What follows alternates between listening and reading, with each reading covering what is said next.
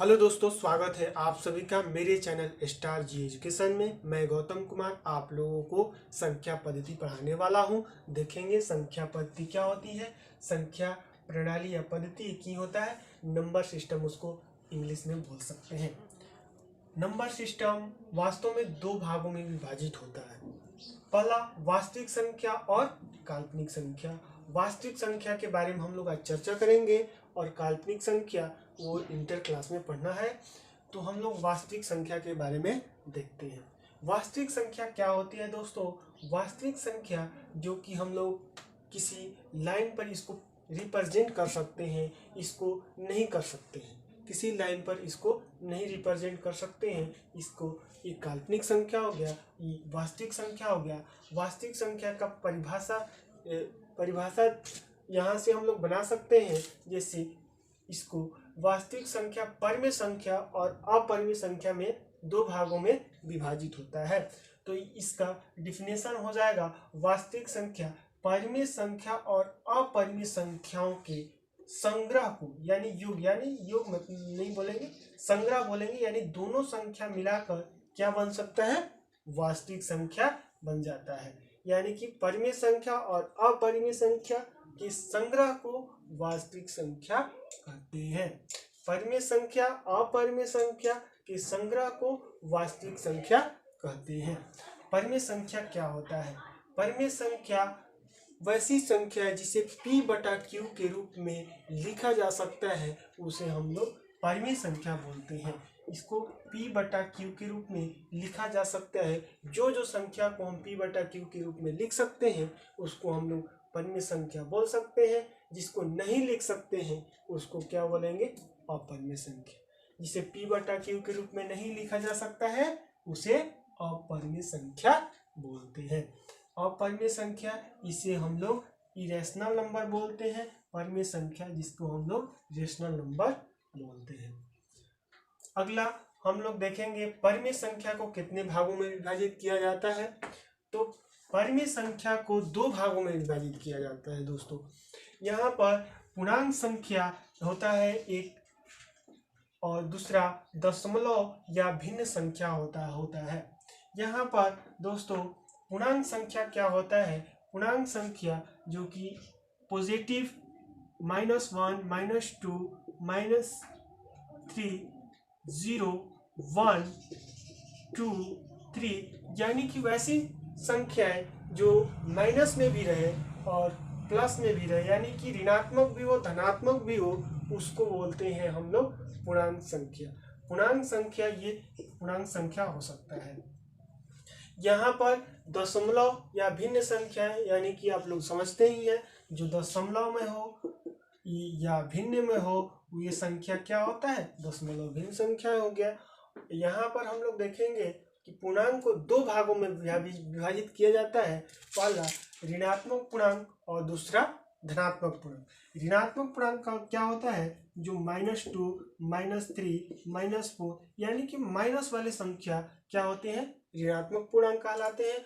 और धनात्मक पूर्णांक यानी कि 0 1 2 3, ये सब क्या है? प्लस का है, यानी पॉजिटिव इंटीजर बोलते हैं इसको। पॉजिटिव इंटीजर यानी कि ये सब सारी संख्याएं धनात्मक पूर्णांक होते हैं। इसे पूर्ण संख्या भी बोलते हैं। पूर्ण संख्या होल नंबर इसको बोल सकते हैं। यहाँ पर इसको धनात्मक यानी कि पूर्ण संख्या को दो भागों में विभाजित किया जाता है। पहला जीरो और प्राकृत संख्या। जीरो और प्राकृत संख्या मीन्स नेचुरल नंबर, इसको दो भागों में विभाजित किया जाता है।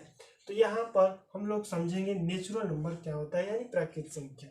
तो प्राकृत संख्या इसमें 1 2 3 4, यानी कि यहाँ पर 0 1 2 3 था, लेकिन ये पूरा पूर्ण संख्या था। पूर्ण संख्या से 0 को हटा दिया जाए तो ये क्या बच जाता है? 1 2 3 4 5, इस तरह की संख्या प्राकृत संख्या होगी। जो हम लोग किसी भी प्राकृत संख्या को इस तरह से समझ सकते हैं कि जैसे कि कोई भी गिनती एक से स्टार्ट किया जाता है, यानी कि प्राकृतिक के तौर पर, यानी कि एक से ही स्टार्ट होता है। इस तरह से इसको नेचुरल नंबर बोल सकते हैं प्राकृत संख्या। इसलिए यहाँ पर अभाज्य संख्या होता है, भाज्य संख्या होता है, सम संख्या है, विषम संख्या होता है। ये प्राकृत संख्या को 4 भागों में विभाजित कर सकते हैं। प्राकृत संख्या नेचुरल नंबर को प्राइम नंबर, अभाज्य संख्या मीन्स प्राइम नंबर, भाज्य संख्या कंपोजिट, सम संख्या इवन, और विषम संख्या और नंबर। तो इस तरह से विभाजित किया जाता है। हम लोग समझेंगे भाज्य संख्या क्या होता है। भाज्य संख्या जो एक और स्वयं से विभाजित हो, स्वयं से विभाजित हो उसे हम लोग अभाज्य संख्या बोलते हैं। और जो एक से स्वयं से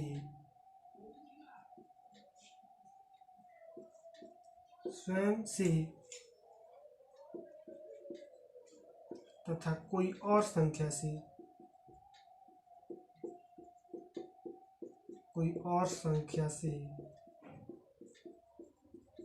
विभाजित हो उसे हम लोग भाज्य संख्या बोलते हैं। सम संख्या जो 2 से विभाजित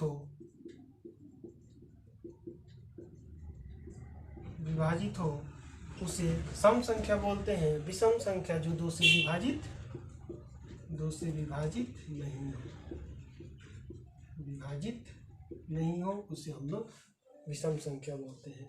यानी कि हम लोग समझेंगे कि भाज्य संख्या, अभाज्य संख्या और विषम संख्या जो भी संख्या है ये क्या कहला सकते हैं, प्राकृत संख्याएं कहला सकते हैं। और प्राकृत संख्या और जीरो मिलकर क्या बन जाते हैं, पूर्ण संख्या बन जाते हैं। और ये पूर्ण संख्या धनात्मक पूर्णांक और ऋणात्मक पूर्णांक इस दोनों मिलकर पूर्णांक संख्या बना लेते हैं। इसको पूर्णांक संख्या बोलेंगे।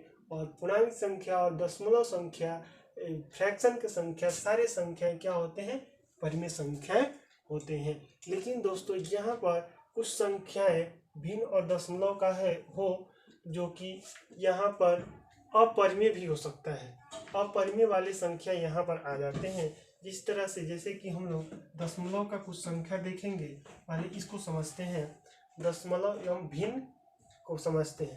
तो इसको दोस्तों 2 भागों में बांटते हैं। इसको पहले शांत दशमलव, अशांत दशमलव, यानी कि इसको टर्मिनेटिंग डेसिमल बोल सकते हैं। अशांत दशमलव को नॉन टर्मिनेटिंग डेसिमल बोल सकते हैं।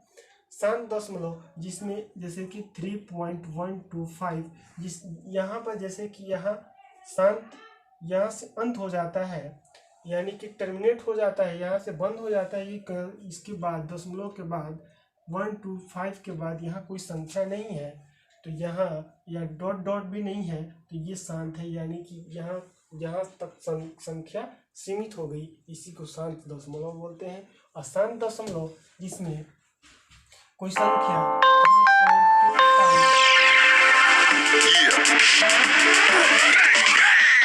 दोस्तों मेरा वीडियो अच्छा लग रहा है तो दोस्तों मेरे चैनल को सब्सक्राइब जरूर करना। और इसी तरह से मैं वीडियो बनाते रहूँगा आप लोगों के लिए। आप लोगों को 9th और 10th क्लास के मैथ को पढ़ने के लिए आप लोगों को कहीं कोचिंग पढ़ने की ज़रूरत नहीं है। हम फ्री में आप लोगों को सारे क्वेश्चन का हल बताने वाले हैं। तो कृपया मेरे चैनल को सब्सक्राइब करना। वीडियो अच्छा लगे तो लाइक और कमेंट जरूर करना दोस्तों। तो आगे चलते हैं दोस्तों। हम लोग यहाँ अभी दशमलव भिन्न को समझ रहे थे और यहाँ पर आवर्ती और अनावर्ती दशमलव को हम समझ रहे थे। आवर्ती दशमलव मीन्स कि आवर्ती यानी कि बार बार कोई संख्या आ रहा है, जिसे 0.2 को इसको रिकरिंग दे सकते हैं। यानी कि यहाँ पर संख्या बार बार दोहराया जा रहा है, ये बार बार रिपीट हो रहा है संख्या, तो इस तरह संख्या क्या होता है, आवर्ती कहा रहा है। यहाँ पर संख्या बार बार रिपीट नहीं हो रहा है, यहाँ संख्या चेंज हो जा रहा है। जैसे 3.101000001 यानी डॉट डॉट, यानी कि यहाँ पर 001 था, फिर 00 था, यहाँ 000 होगा, फिर 1, इसी करके ये संख्या अलग अलग संख्या ये अनंत तक होते जाएंगे, ये आवर्ती दशमलव होगा। यही आवर्ती दशमलव को दोस्तों हम लोग बोलते हैं अपरिमेय संख्या बोल सकते हैं। अपरिमेय संख्या क्यों बोलेंगे दोस्तों? इसको हम लोग p बटा क्यू के रूप में नहीं लिख सकते, यानी कि इसको p बटा क्यू के रूप में लिख सकते हैं शांत दशमलव वाली संख्या को, जैसे कि यहाँ पर 3.25 है, तो इसको क्या लिख सकते हैं? 325 बटा में 100 लिख सकते हैं इसको, इसलिए इसको लिख सकते हैं। यहाँ दशमलव हटाए तो 200 नीचे तो आ ही जाएगा, यानी कि तो आसानी से हम लोग इस तरह की संख्या परिमेय संख्या हो सकता है। लेकिन दोस्तों यहाँ पर ये संख्या परिमेय संख्या नहीं होगा। क्यों नहीं होगा दोस्तों? ये इसको समझते हैं। यहाँ पर इसको p बटा क्यू के रूप में नहीं लिख सकते हैं, इसको लिख सकते हैं आवर्ती संख्या को p बटा क्यू के रूप में लिखा जा सकता है। ये हो सकता है परिमेय संख्या, ये अपरिमेय संख्या हो। इसको कैसे लिख सकते हैं? यहाँ पर 222 है, 0.22, इसका 0.2 का रेकरिंग होता है, तो यहाँ पर जो 0.2 का रेकरिंग होता है, यानी कि रेकरिंग को हटाने के लिए हम लोग 9 इस्तेमाल करते हैं। यहाँ एक संख्या पर रेकरिंग है तो बटा में 9, इसको हम लोग बाद में समझेंगे। अभी फिलहाल इसको हम लोग आवर्ती संख्या को p बटा क्यू के रूप में लिख सकते हैं।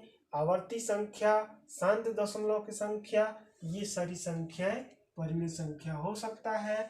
और जिस संख्या को अनावर्ती है, दशमलव में जो है अनावर्ती है, उस संख्या क्या हो सकता है? अपरिमेय संख्या। जैसे इसमें भी √3 आ जाए तो इसका 1 पॉइंट कुछ से 1.123 कुछ संख्या ऐसे अनंत तक जाता है, यानी कि रूट में भी जो संख्या रहेगा इसी तरह से दशमलव में आएगा। इसको भी हम लोग p बटा क्यू के रूप में नहीं लिख पाएंगे, इसलिए ये संख्या क्या होगा? अपरिमेय संख्या होगा। ध्यान देना दोस्तों, परिमेय संख्या में हमने बताया था कि जैसे p बटा क्यू के रूप में लिखा जा सकता है, वही संख्या परिमेय संख्या होगा। लेकिन ध्यान देना, √3/2 √2, यानी ये भी संख्या हम लोग p बटा क्यू के रूप में तो लिख दिए, लेकिन ये संख्या परिमेय संख्या नहीं होगा। क्यों नहीं होगा दोस्तों? क्योंकि ये √3 है, तो √3 एक अपरिमेय संख्या होगी। अपरिमेय संख्या को बटा में लिखेंगे तो ये क्या होगा? परिमेय संख्या नहीं होगा। यानी कहने का मतलब कि जो p और q होगा परिमेय संख्या में, p और q पूर्णांक संख्या होना चाहिए, पूर्णांक संख्या होना चाहिए। यानी कि कम से कम परिमेय संख्या वही संख्या होगा जो p और q कोई पूर्णांक संख्या है, तो वो संख्या तो परिमेय संख्या हो सकता है। यहाँ √3 और √2 यहाँ कोई पूर्णांक संख्या नहीं है, इसलिए ये क्या हो गया? पूर्ण संख्या, परिमेय संख्या नहीं होगा। ये परिमेय संख्या नहीं होगा।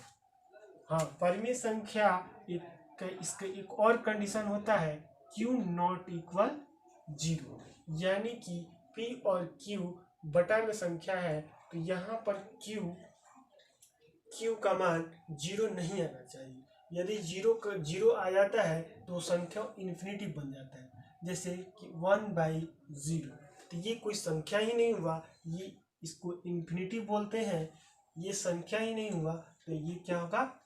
परिमेय संख्या हो ही नहीं सकता है।